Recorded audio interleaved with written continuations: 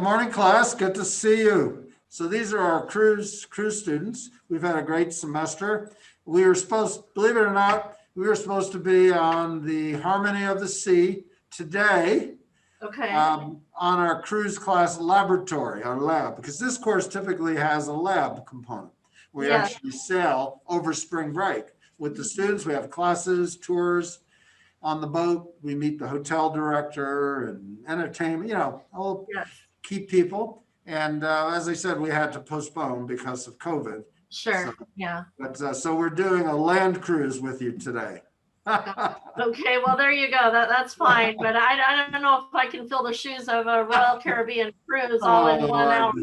We understand. So let me just give you a little information. So I have a mask on because I'm actually in class. We have students here today, live in person, but most of our students are virtual. Are virtual. So if we have questions, we can take them from the class as well as on Zoom, and that works pretty well. So I got to get to know you, at least become acquainted with you through our CRE conference, which we were the sponsor, Northern Arizona University, which was about 3 weeks ago. And you were one of the speakers on a panel, and I reached out to you. It's all about the networking, and you're great at it. And you agreed to come today because it's fascinating what you do, Holly, and how you tie into the cruise industry.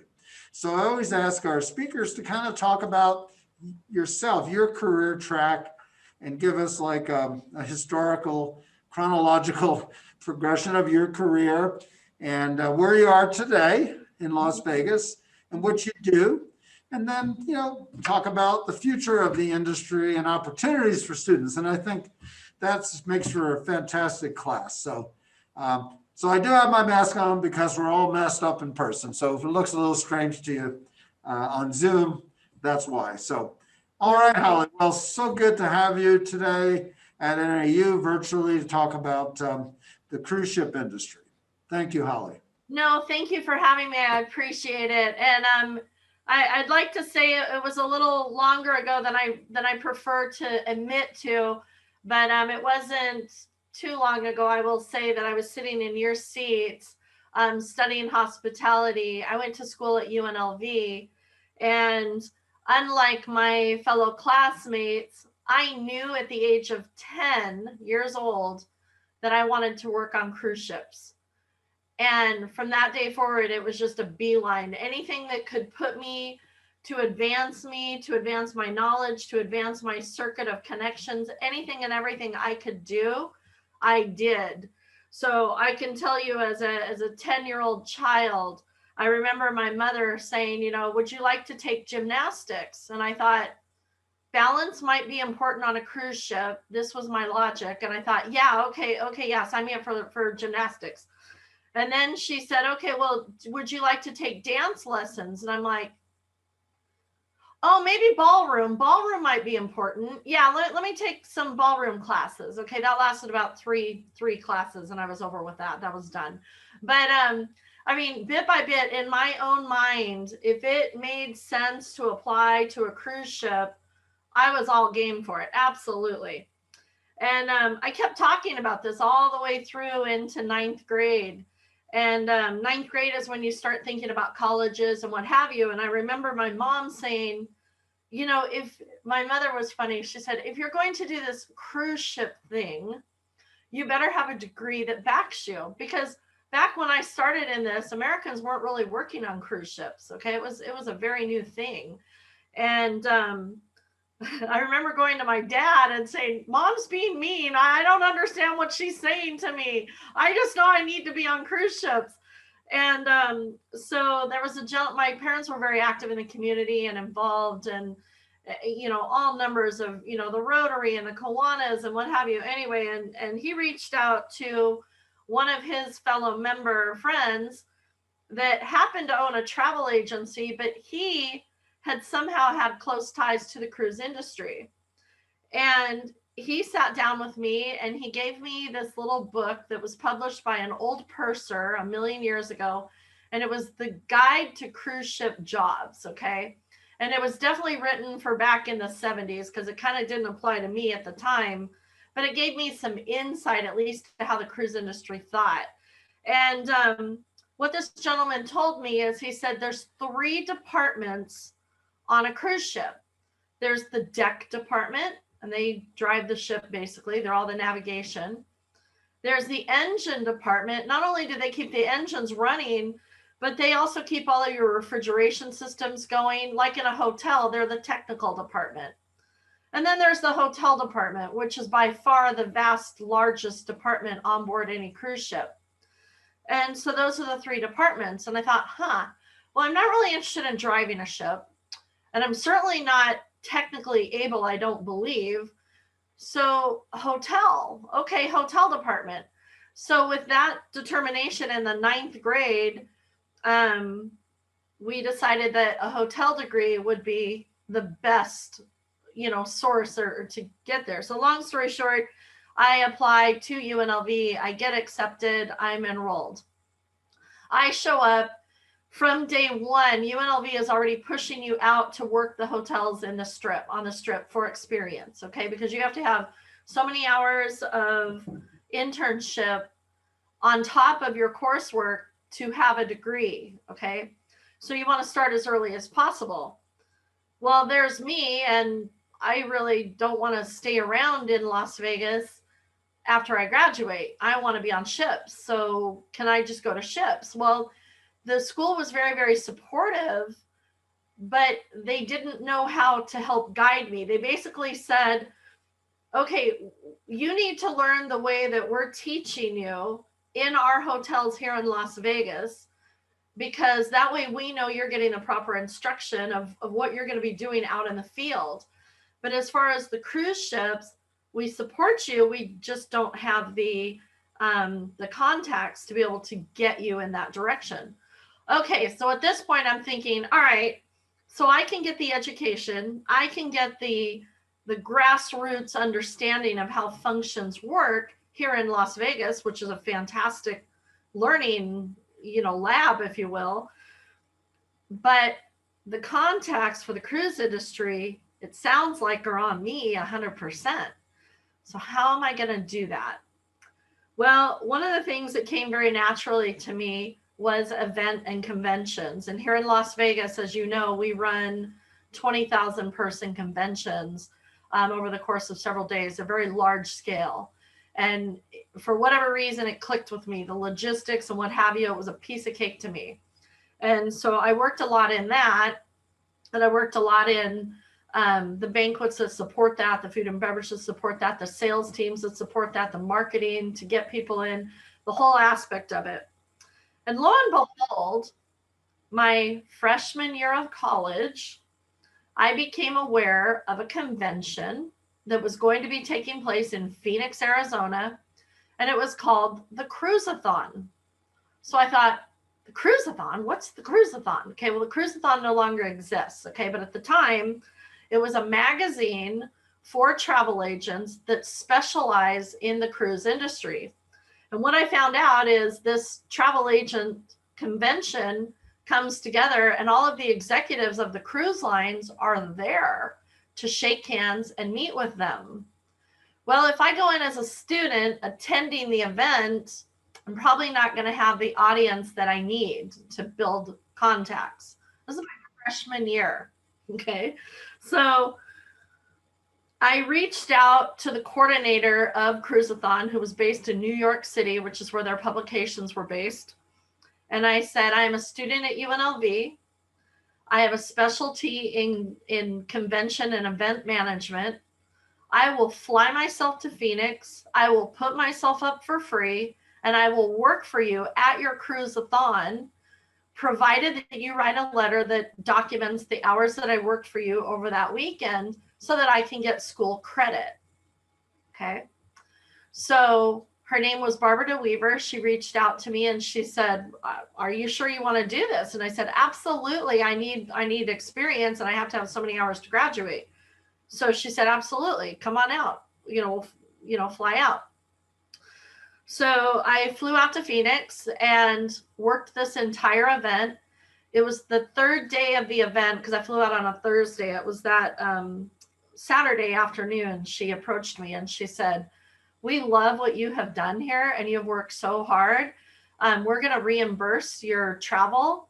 And they were already housing me in the hotel. She said, if you're flying out to our event, we're going to house you. And she said, we'll reimburse your travel. We really appreciate you being here. And would you be willing to work our future events? Absolutely. Okay. Well, at this event, I was meeting the president of Cunard Cruise Lines.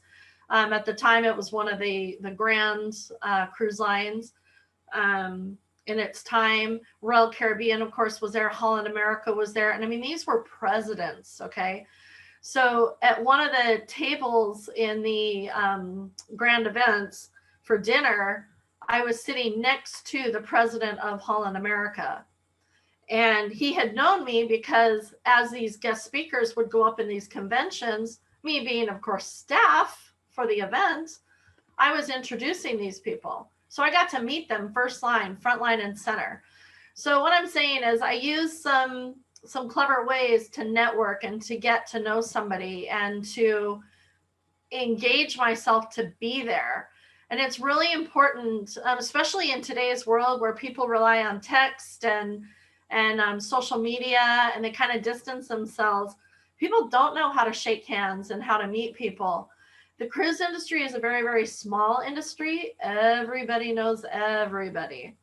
And while we do use social media, there's nothing better than being side by side, shoulder to shoulder, and networking and what have you. And so there I am at this table, my freshman year, sitting next to the president of Holland America.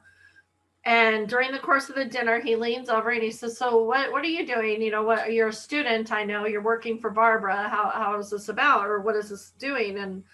And I said, "Well, I want to work on cruise ships." And I said, "Would I be able to send my resume to you at some point?"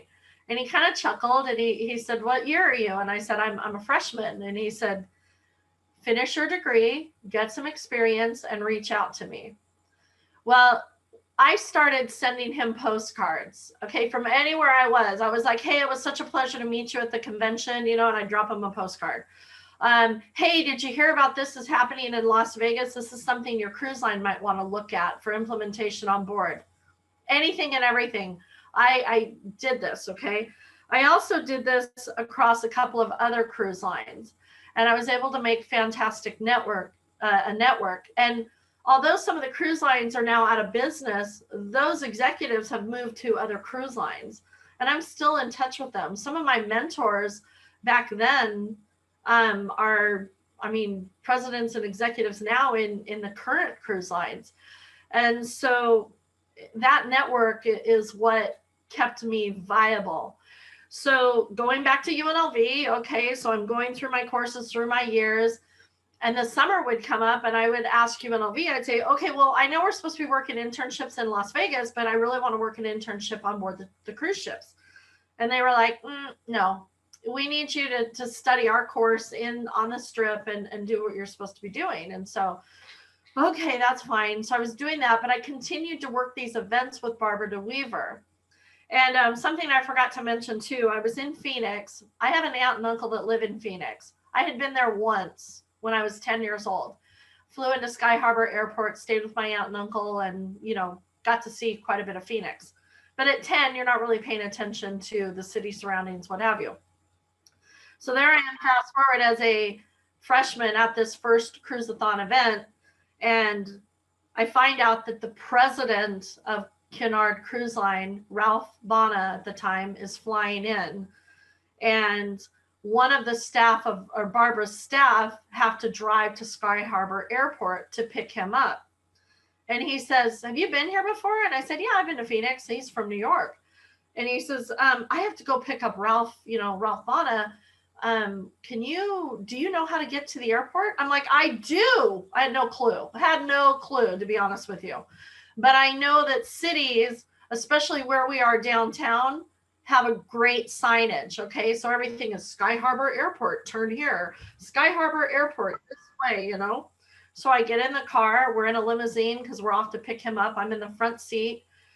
And I'm seeing these signs and I'm like, oh, okay, we're going to be turning right up here. He's like, oh, okay, perfect. Yeah, okay. So we're driving through. And so I got to be in the car that brought Ralph Bana back to the hotel.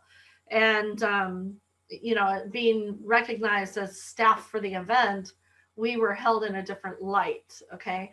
So that was really effective for me. There's a lot of ways to network that I find very clever that I've seen people do throughout the years. But staying in touch, and not just to stay in touch. I mean, it has to be genuine. It has to feel right. If it doesn't feel right to you, if it feels fake to you, it definitely comes across as fake to them. So think about the person you're dealing with and make contacts that are relevant to them. Okay. So finally, my senior year, right before my junior and senior year, that final summer, I went back to UNLV again and I said, please, please, please let me work an internship on board the ship. I've completed all of my other hours. I don't even need this summer's intern hours on the strip because I've done it all. And so I had one professor who was kind of my counselor, if you will. I kind of appointed him as my counselor. He had no idea, but I'm like, Mr. Vince Eade, he's my guy. So anyway, he endorsed it and he said, yeah, I'll support this. Holly is genuine. She really wants to do this. And so I'll support this and sign off on it. So with that, UNLV said, okay, great. You know, you can go ahead and do this. Well, I had a contact all those years ago from those original conventions with Premier Cruise Lines.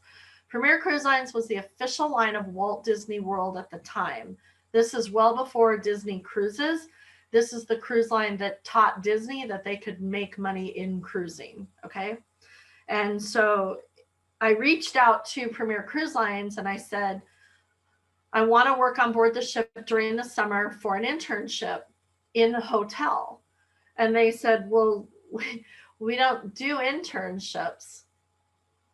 I was in shock. Okay, I just broke my back to get approval from my university to say, okay, go. And now I've got a cruise line saying, well, we don't really hire interns because we need a contracted crew member that's on board anywhere from, at that time, 6 to 9 months. Okay, now contracts are 3, 4, and 6 months. Back then it was 6 months. And unlike a hotel, they need to have a bed available for me, okay, because I'm being housed. So that's where it's different. I don't just live adjacent and I can drive into the ship every day. So I didn't understand this back then. All I understood is I have to be on board this summer because I just finally got approval. And so I reached out to my contact and I said, look, UNLV is expecting hotel hours to be documented and sent back to the university. And I have to fax these back every single week. I need to have a hotel position on board. And he said, well, I appreciate it. He said, and I know you don't understand, but we don't do interns. What I can do is I can hire you as cruise staff. Cruise staff? Well, that's passenger activities and entertainment. And, you know, I really need hotel experience because I have to send stuff back to UNLV that says I'm working in food and beverage and I'm working in hospital or housekeeping and I'm working in all these different divisions. And he said, well, all I've got is cruise staff, take it or leave it. And that's for a 3-month contract while I was on vacation, summer. So I had to take it. I'm like, okay, put me on board. So once I got on board, I, you know, did my duties regularly. And that first week I made connection with the hotel director, which in hotel terms is a general manager. So I approached general manager and he was English. And I told him that I was studying at UNLV and that I was on board doing a hotel internship. While I was working cruise staff, I'm doing my normal duties and I will fulfill all of my duties. But I needed his help to oversee this internship because he would have to sign off on the hours that I was doing. So he, you know, of course, I just surprised him. And so he said, okay, well, what is it that you want to do? And I said, well, like when you go over to the island to set up the buffet before the guests get there, can I go over on that early tender and help set that up? Because I know how to set up buffets. And he said, well, you know, that tender goes over at 6 a.m. I'm like, I'll be there ready and willing to go. I'll help set it up. And then I'll go work my duties with cruise staff, which start at 8 o'clock in the morning, also on the beach, where I can set up the volleyball nets and the hula hoops and all the other stuff that we do with beach activities. And I mean, I was, you know, working both ends for sure, burning my candle at both ends, as they say. And each week I would take it back up to the hotel director, who just kind of found out that he was going to be overseeing my internship, and he started getting involved in it. Well, what did you learn there? Well, what? So I kind of became his intel, because what his department heads may or may not have been telling him, I wasn't, you know, I didn't know what was a secret and what wasn't. And I'm like, well, yeah, we had some challenges with the generator, you know, on the island. And, you know, he's like, well, nobody told me that, you know? And so he started liking working with me. So then he started in pushing me towards other areas. He's like, have you ever worked in a dish room? And I said, amazingly, I have. I worked at the dish room at Bally's Las Vegas. And so, yeah, I've done that. And he goes, well, let's get some pot and dish time to you, because I want you to understand public health. And so in ship terms, public health, it's a whole nother level. And so I said, okay, I can wash dishes. Okay, the job sucks, I'm going to be honest with you.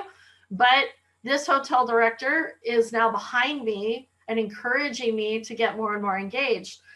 And then I worked with the housekeeper. Now, the housekeeper was a contracted firm. Their crew members were on board our ship. Most of the contacted crew, the housekeepers, were from Eastern Bloc countries.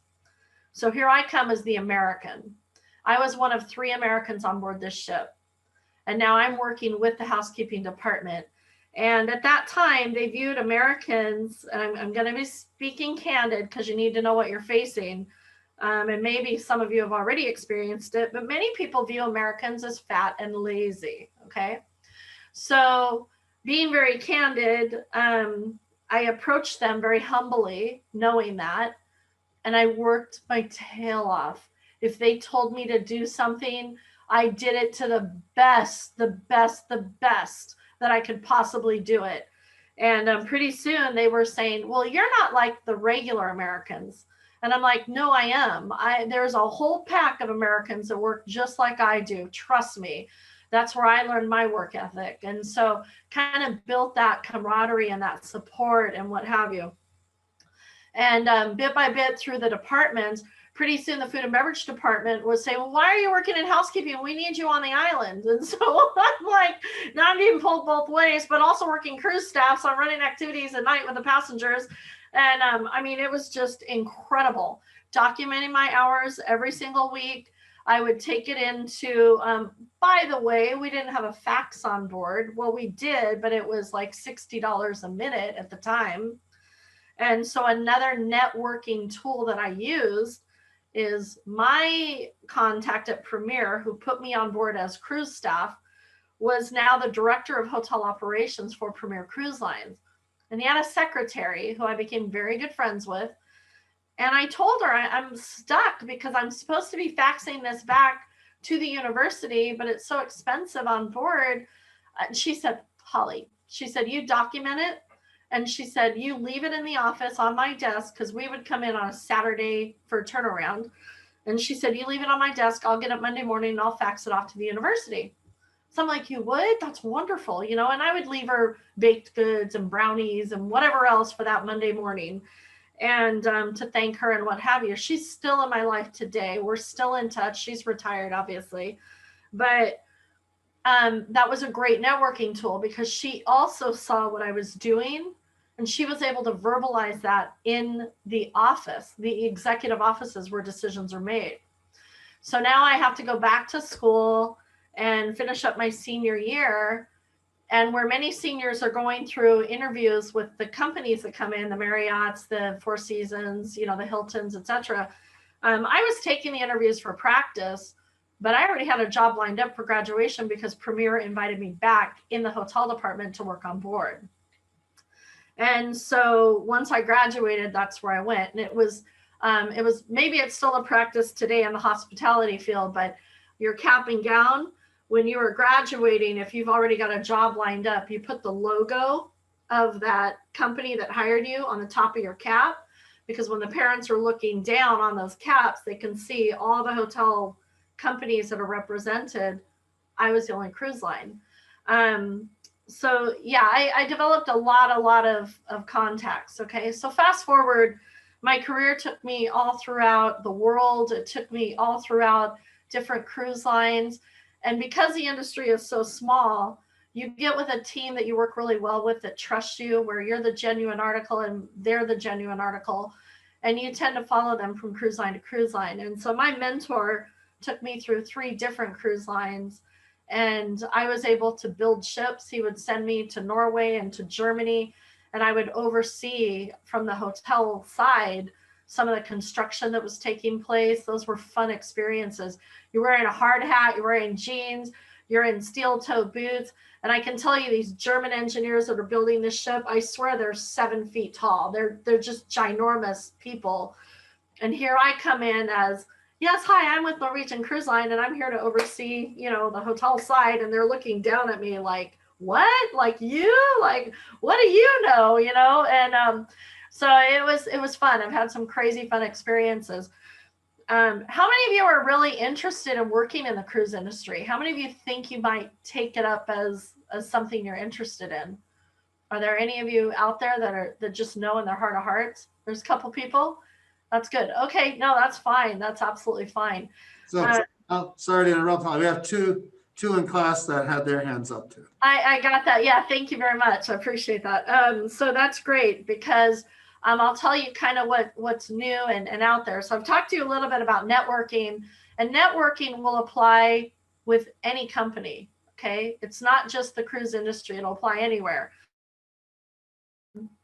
There was an instructor one time that I had and said, hospitality, congratulations as a career or as a path, because it's not a dead-end job.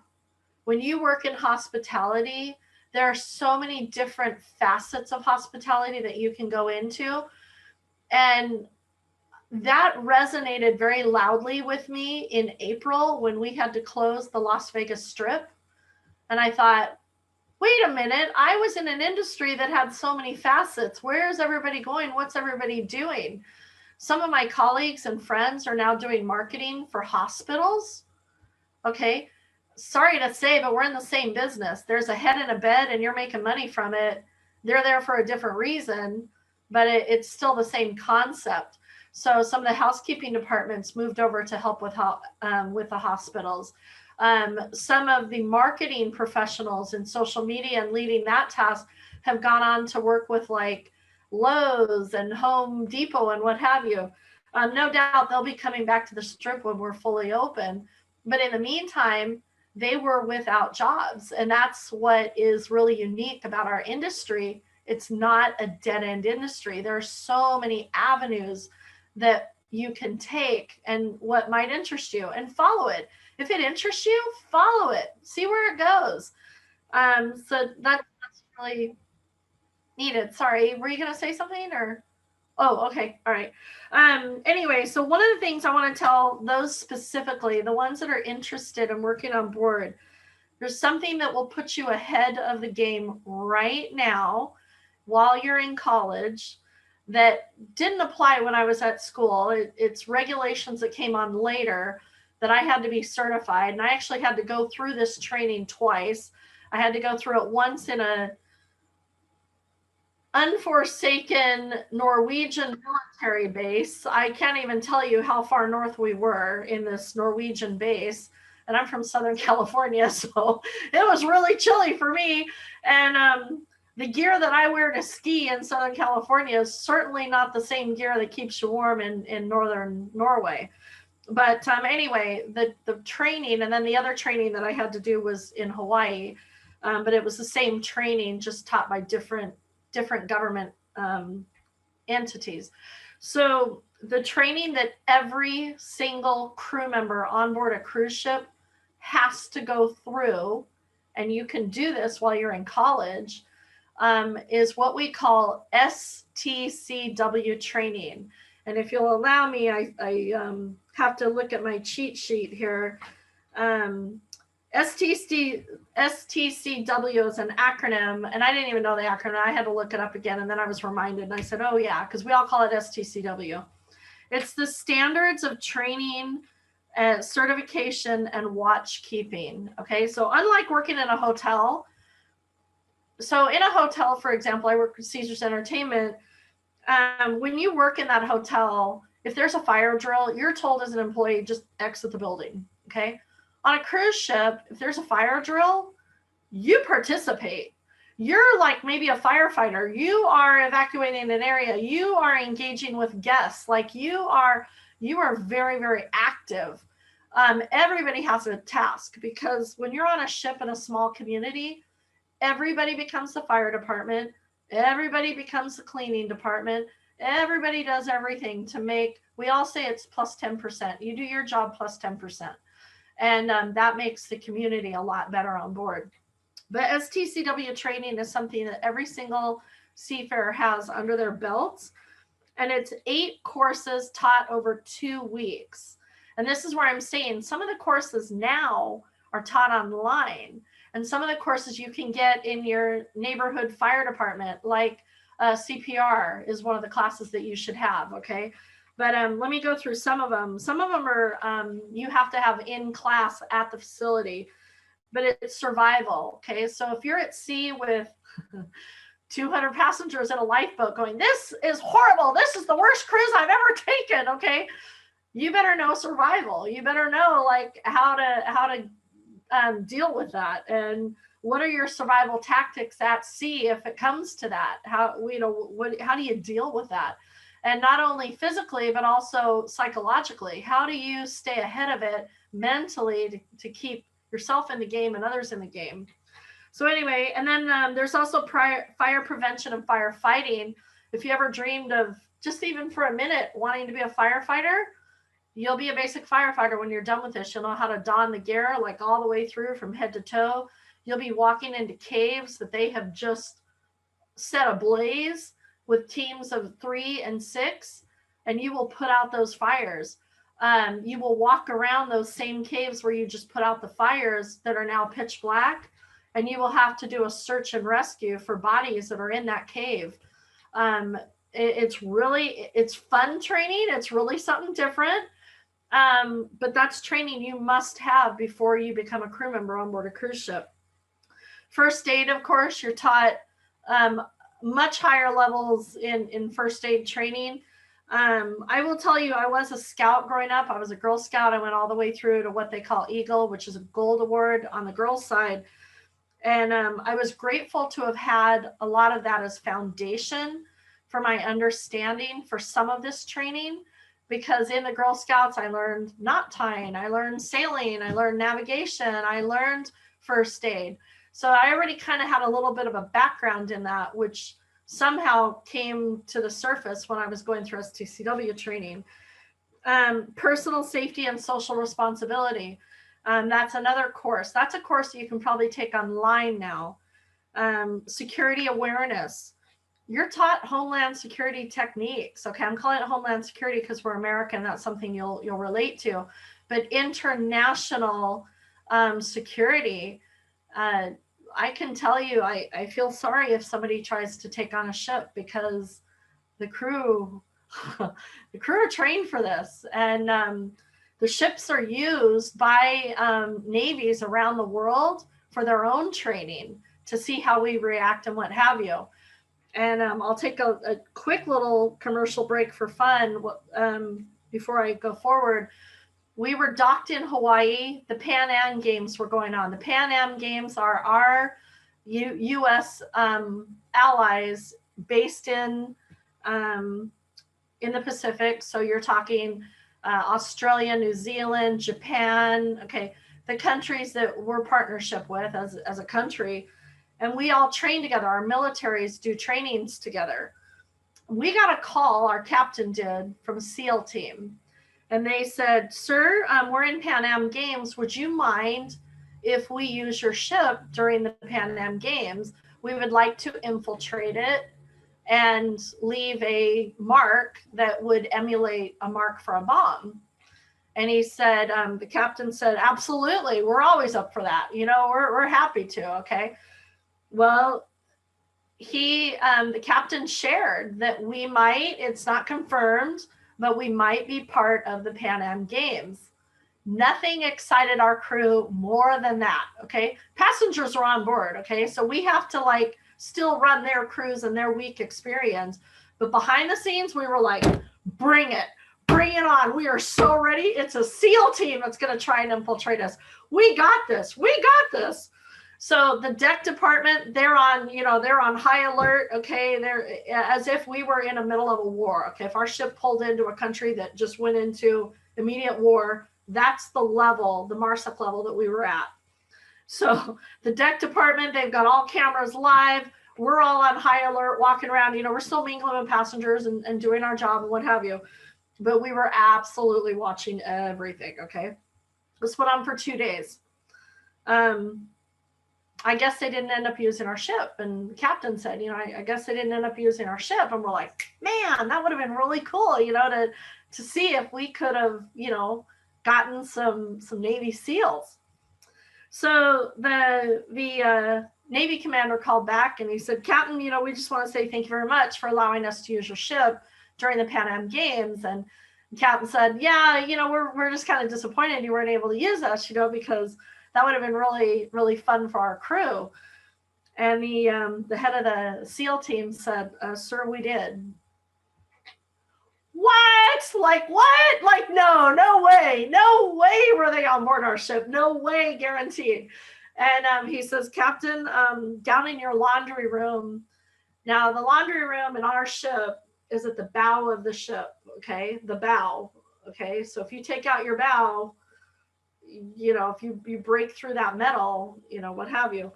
On the inside from the laundry room, so it's not a V shape, because we have panels to make the room square, okay? But these panels can be removed.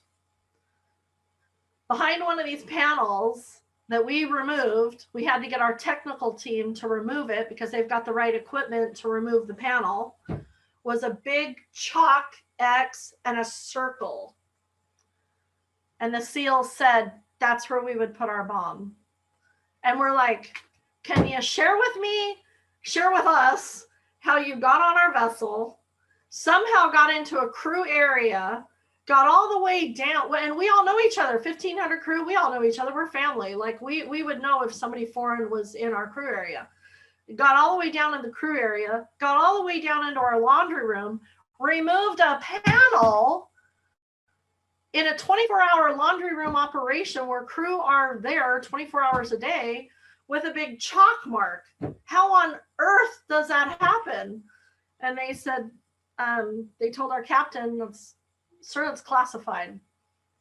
So I had immediate respect for our SEAL team, but it definitely took us to a different level of how we had to think about shipboard security, okay? Anyway, so that's something you're also taught in STCW. You're taught crowd and crisis management. This is a lot about people in panic, people with high adrenaline. Like when you get your adrenaline really ramped up, it's actually dangerous because it affects your motor skills. You're not able to function fully. And this is something you learn in crowd and crisis. You have to be calm. You have to raise your own state to be as positive as possible so you are in control of your motor skills at all times. Where do you hear this in hotel talk? You don't ever learn any of this, but you learn the psychology of people in a panic. The ship is on fire. They don't know. They just know there's smoke, and all of a sudden their adrenaline goes up. Now you are responsible for dealing with 200 people with reduced motor skills, and their adrenaline is sky high. Different personalities are going to pop up, and how do you manage that? And that's what we call crowd and crisis management. And then the other one is overall safety training, lowering the lifeboats, which we lower every single week, donning the life jacket, knowing how to launch a life raft, knowing how to upright a life raft, etc. It's a fantastic life. It's amazing because we are self-sufficient on board the ship, provided SEAL teams don't take us over. But it's a great, fun, crazy career. Nothing would surprise you. And when you're working with so many different nationalities, today you're working with, up to 70 plus nationalities on board a ship. And there's nothing more fun than learning about different cultures and different ways of thinking and modern thinking. Like, what are you guys thinking about this situation? Like, we see our news, but what is the news media reporting elsewhere, And you learn so much about the world. You absolutely learn more than sometimes you care to know about what's going on in the world. And that's from your fellow crew, because they're getting news from home just like you are. And then you start to decipher it on board. It's fascinating. It's a great, great life. Anyway, so that's a career that took me 20 years into the industry. I've worked shoreside. I've worked in construction yards. I've worked on board. I was a GM for 7-8 years. And it was great. And then I was looking for an opportunity to come ashore. And so I just kind of put my feelers out back to Las Vegas to see what might be possible. And the chief marketing officer for Caesars Entertainment, and Caesars isn't just Caesars Palace. Caesars owns 38 properties across the country and in the UK. And they were looking for somebody to oversee their cruise program. I thought, what cruise program does Caesars Entertainment have? So I looked into it, and they run cruise events. So here in the casino industry, we might run, for example, a poker tournament. Excuse me. I can babble incessantly, but I need water. Sorry. Okay.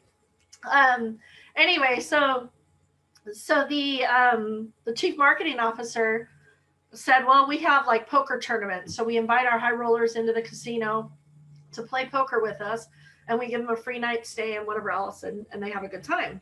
Well, now we have a cruise program where they come in, stay and play with us, and we give them a cruise for 2 for cruising. I thought, okay, this is great. And there's monetary backup between the partnerships and what have you. Excuse me. And the partnership happened to be with Norwegian Cruise Line. Well, I was a general manager with Norwegian Cruise Line. I represented them in Germany on a couple of their ships. My boss, the senior vice president of hotel operations, I reached out to him and I said, did you know that Caesars and NCL have a partnership? And he said, yeah, I think that's the casino department though. And he said, they're good people over there. And he said, you'll have a good time. Okay, fine. So I went ahead and applied. And it was funny. I was currently on the time on a ship, but I was home on vacation and I had to return back to my ship in 4 days. So I come across this role that's available and I take my interviews, and Caesars Entertainment understands that I have, 4 or 5 days to do this. So I go ahead and take these interviews, and they were kind enough to push up their interviews, where I had 5 interviews in one day and 4 interviews the next day. And then I didn't hear anything.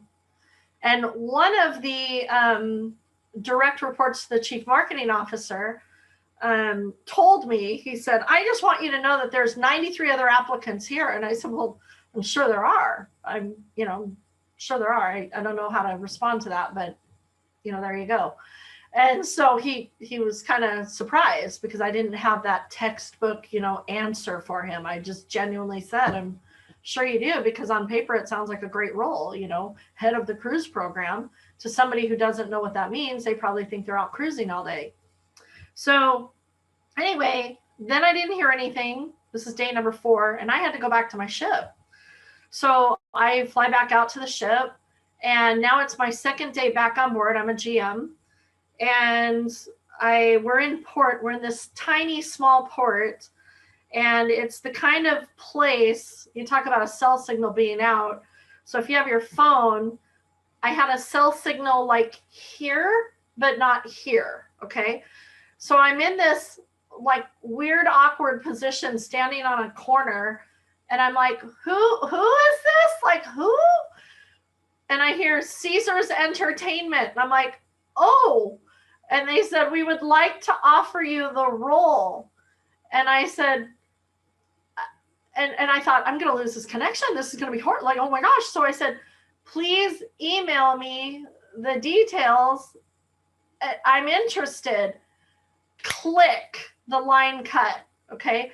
So to that guy, it probably sounded like, send me the details. I'm interested. Bam. Okay. But luckily, he was actually going to become my boss, and he kind of understood that I was already back on the ship and that I might have a funky connection. And so he laughed at that for years later. He would say, oh yeah, Holly just hangs up on you, you know, and I'm like, I do not. Anyway, but then now I have to tell my boss. And on a cruise ship, you can't just give 2 weeks notice. You have to give, out of respect, at least a month's notice, because they have to send your replacement out. You have to do a ship handover. You have to walk through the operations. You have to, you know, there's a number of things you have to do. And I had let Caesars know that already. It's not something that I can just start right up. And so they understood that. So I paced my cabin that night, and I had to think about this. And because I adored my boss. My boss was just tremendous. And I sent him an email, and I said, I don't know how to say this, so I'm just going to say it. I was home on vacation. I was offered an opportunity to work with Caesars Entertainment to oversee their cruise program. It's an opportunity that I'm very excited about. Please give me a call. The phone rang like immediately. And he says, so you're leaving? He said, how soon do you have to be there? And I said, Caesars Entertainment understands that that's up to you. You're my boss. They understand that we have to do a handover, and I have to hand the ship over properly and responsibly. And whenever you can find a replacement, I'll work with them for a 2-week handover, and it's up to you when I can go. And they're waiting to hear from us when I can start. And so my boss really respected that, obviously, and he appreciated that. And he worked very, very quickly to find one of our ships was going into a dry dock. So the hotel director didn't necessarily need to be on that dry dock, which is the refurbishment, at that stage. So he was able to bring that hotel director who knew our fleet, thankfully, and knew our corporate standards and brands and what have you. And he came over, and I did a handover with him. And after 2.5 weeks, he said, you know, I'm fine. I'm comfortable. If you want to go, you know, you're welcome to go. And so we called our boss shoreside, and we said, it looks like a good time. Are you good with this? And he said, absolutely. So that's fine. And thank you. And anyway, so I called Caesars, and I said, okay, I'm leaving my ship today. I'll be in Las Vegas tonight. And give me a day to kind of unpack and get my feet on the ground, and I can start. And my boss said, you're willing to start that quickly? And I said, well, I know you have to get running too. And he said, Holly, take a week, enjoy, get your feet on the ground. And he goes, and when you come back in, we'll be ready to take you on. And so that's how my career started with Caesars Entertainment. And I remained with them for 9 years. And the first year that I took over the program, I grew the program 226%. And at that point, the chief marketing officer said, just do it. Like I would say, you know, okay, well, we can go 2 ways on this project. This way will make us a lot of money, but it'll be a little bit more complex because more departments will have to be involved. Or we can go this way, which will make money long term, but it's just me pushing it through. And he was like, you're asking me? You just grew the department. You tell me what you're recommending. And I'm saying, I'm recommending Avenue A, and we go after it right now. He goes, then do it. And anyway, so great opportunities at Caesars. And I will tell you, in 8 years, I had 9 bosses. 9 bosses. I wasn't used to that coming from the cruise industry. I was used to moving from company to company with my bosses.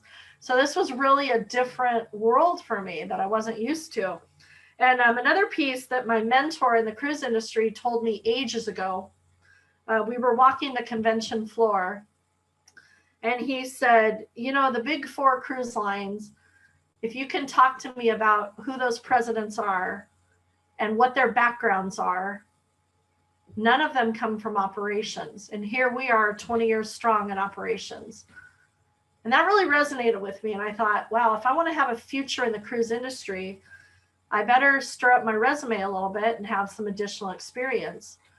And I said, you know, it's a shame that they're not bringing operational people into the president's role, because the experience that we have running the budgets for our own ships, you know, they're multi-million-dollar budgets and what have you, like running 1,500 crew that report up to you, there's no better experience.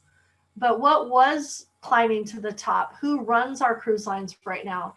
These people came from travel agent or sales or marketing background. So why? Because the board of directors who appoint these people believe that whoever has the association with the travel agents has a better network of potentially filling their ship.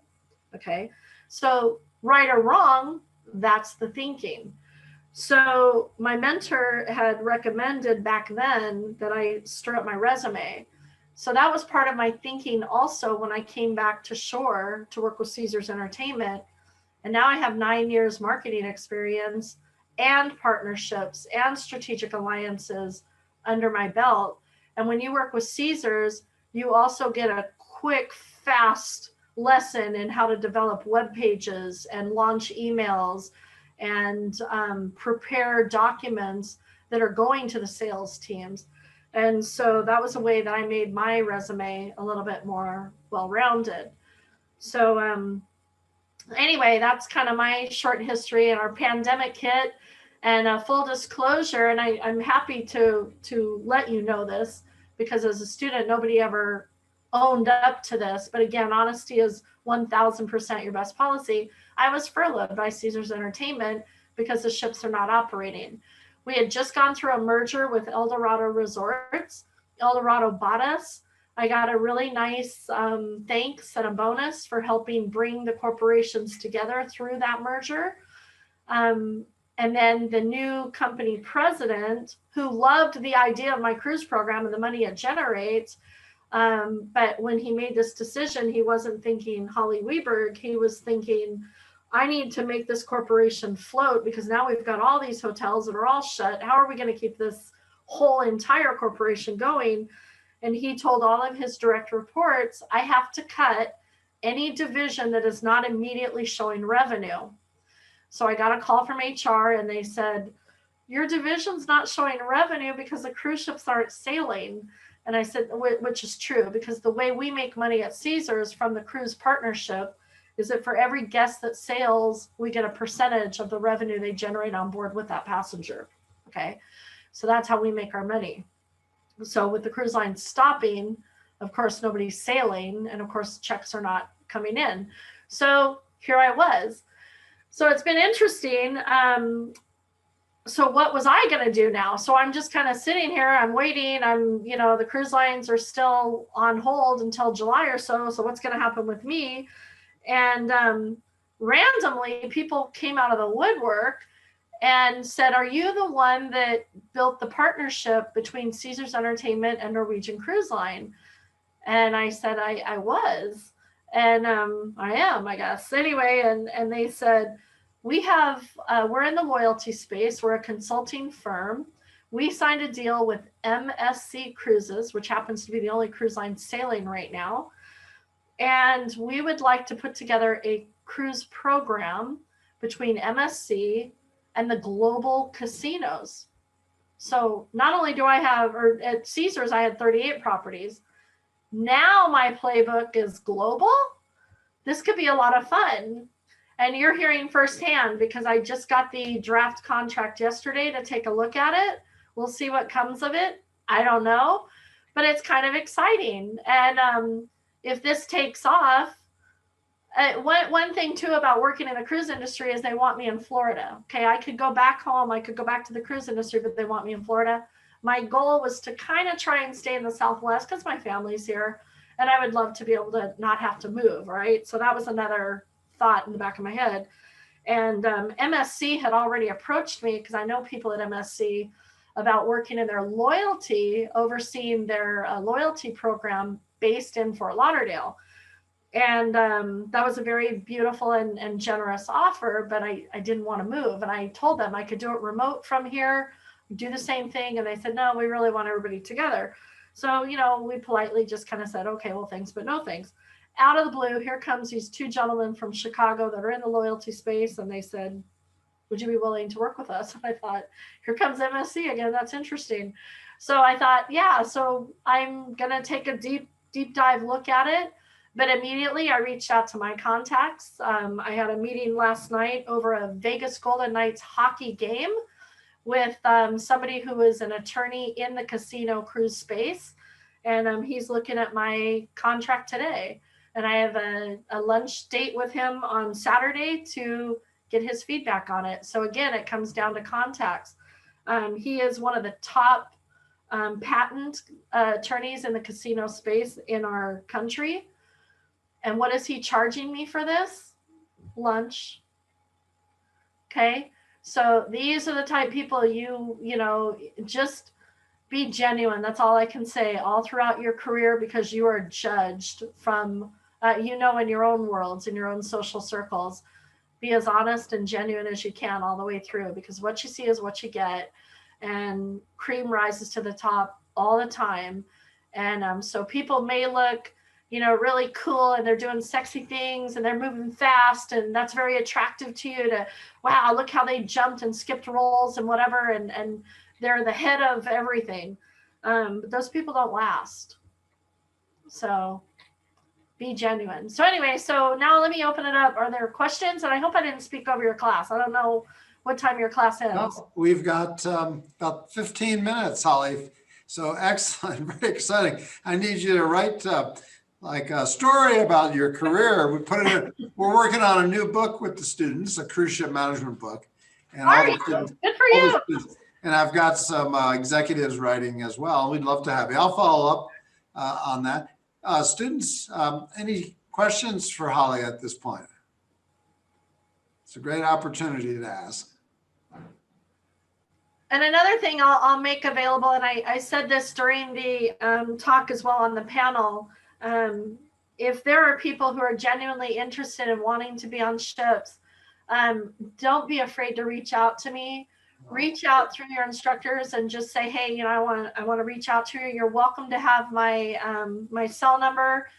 I confess it's probably the best, or my email, and that's fine either way.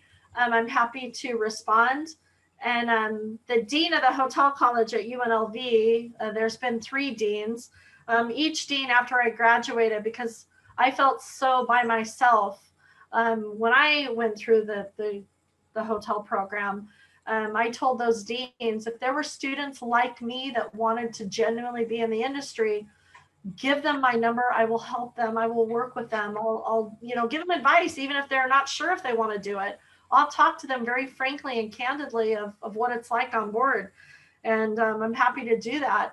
And in my career, 9 students from UNLV have been brought to my attention, and I've placed all of them in the cruise industry. So yeah, the more we can help each other, my goal, cynically, or can I say sinisterly, and after I've just told you about ethics and being honest, but I want to see more American hoteliers on board cruise ships, because we have so much to offer the industry. We really, really do. And yeah, I would love to see more American hoteliers out there.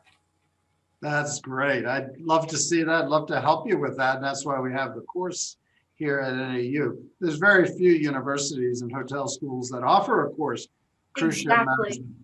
I just wanted to mention that I knew the founding dean very well, Jerry Valen. Well, of course, he passed this past year, but you may not know this, but his son, Gary Valen, is a professor on our faculty here. Oh, I didn't know he taught there. Yeah, he's been here for, oh gosh, I want to say 30 years. And he's out skiing in Vail now. He works kind of part-time, but he's a good friend. And of course, his dad started the hotel program at UNLV from New York, coming out to Las Vegas.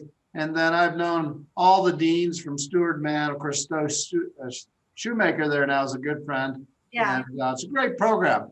Yeah. I don't think they've added a cruise ship course there, though, have they?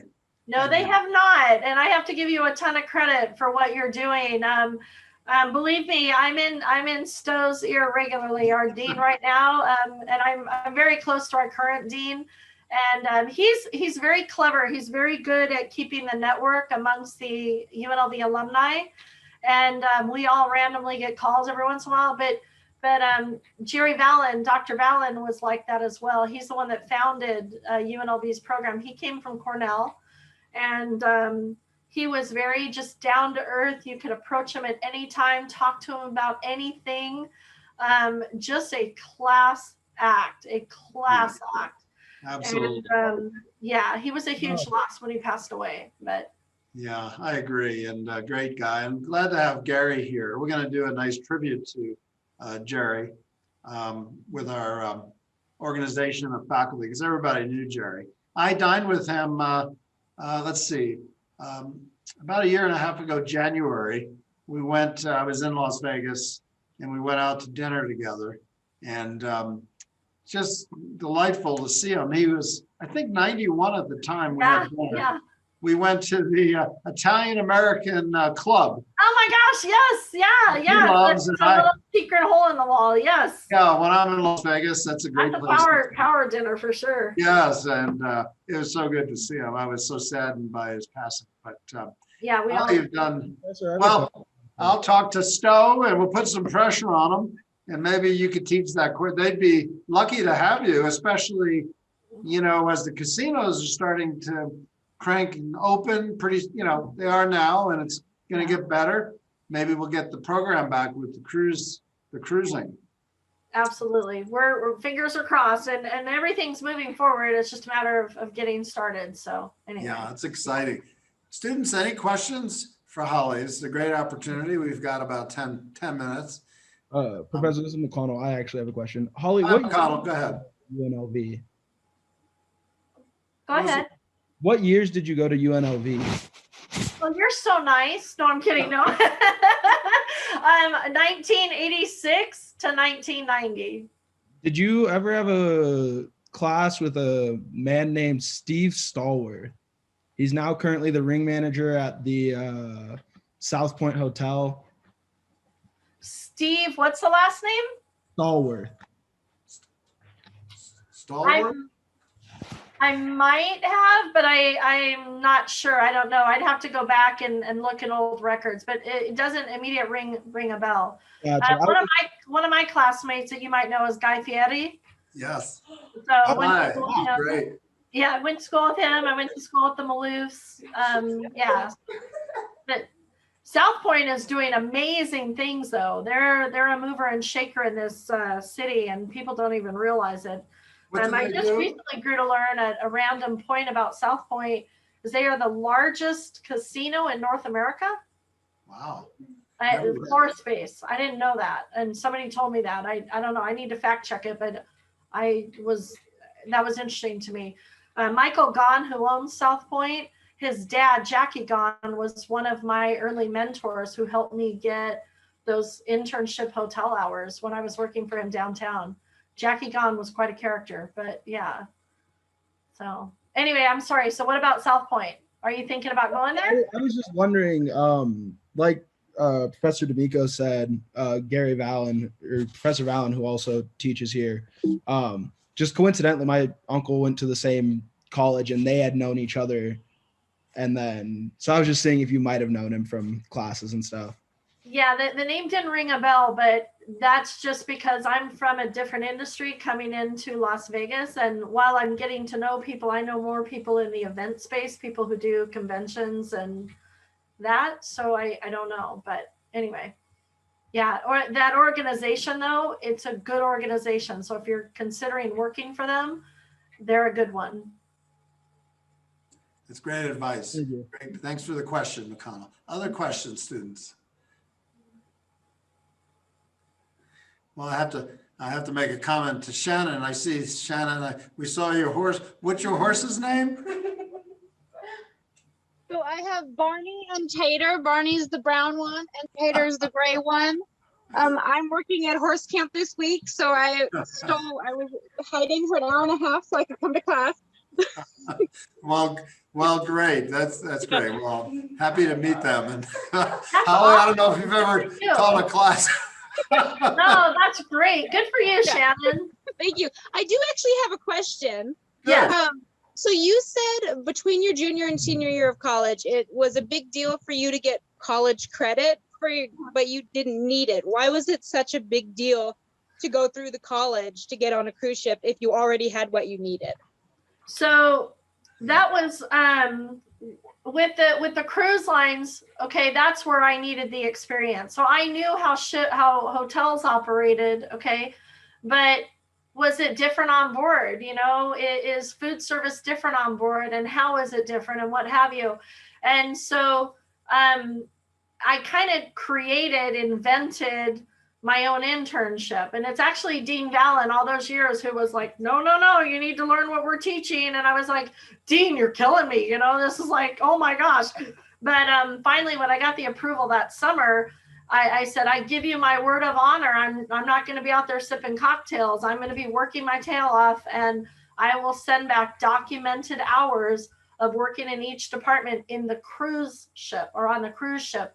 And so they counted that as my, because you have food and beverage, you have housekeeping, you have hotel, and you have like elective hours. And so I treated that as my elective hours, but I kind of fed those food and beverage housekeeping hours back into that elective in a cruise ship area. And so that's how I kind of formed it to get on board. Does that help? Okay, got it. That's great. So you're out there at horse camp. I just heard a newscast recently that they're like how they have dogs that go into nursing homes. There's some kind of horse somewhere that they take into nursing homes, and they don't force the horse. The horse chooses what patients to visit, and randomly they'll walk this horse down the hallway, and he'll just butt his head open to go into a door into a patient's room, and the nurses disclose that some of those patients are terminal, and this horse somehow just knew and just had such a neat bond with them. Anyway, fascinating. But yeah, Cool. that's great hospitality. Yeah. Terrific. You know, Holly had mentioned the programs on the ship with Caesars and Norwegian, and the revenue management of that, and how they got a percentage of the amount of money they spent on the ship. So I'm gonna, is that right? So yeah. I'm gonna guess in the casino. Yes. Okay. Yeah. Okay. Yeah. I was thinking, yeah, that would be the big revenue generator. You know, yeah. The money from the casino. I was also thinking beverages like champagne and. No, I wish. I did try. I tried. Trust me. I went after that, and Norwegian was like, Holly, you of all people know better. And I'm like, come on, give me a piece of it. Yeah. Like, Specialty dining. Yeah. So. Yeah. Well, it's exciting. Your new possible opportunity. That's an up and coming MSC, obviously Italian cruise line, and yes, yeah. That could be really fascinating globally, and they're really looking to expand. So I hope you make a good decision. I know it's not easy. Maybe you can put into your deal you want a private jet to fly back to the Southwest every so often. Yeah, that's important. There you go. Yeah. So. Well, good luck with the negotiations. But it is exciting. Any other questions, students of Holly? Well, you know, it's a fascinating journey. I mean, I'm just amazed, and I love your creativeness as a freshman to really build your network, as you say, and your resume and the connections. And that's what it's about in our industry, right? And so I've had Bob Dickinson in my cruise class, and he's a real character. Great. I love Bob. Yeah. President, yeah, I figured you would, President of Carnival. Yeah. But he was a big foodie guy, food and wine. And yes, he came, and I told the students the story, so I won't tell it again. But you know, I read his resume and talked to him. I knew he loved wine. So I went out because he was coming to dinner in our student restaurant. And I bought a really nice, I think it was a nice French wine, Margaux.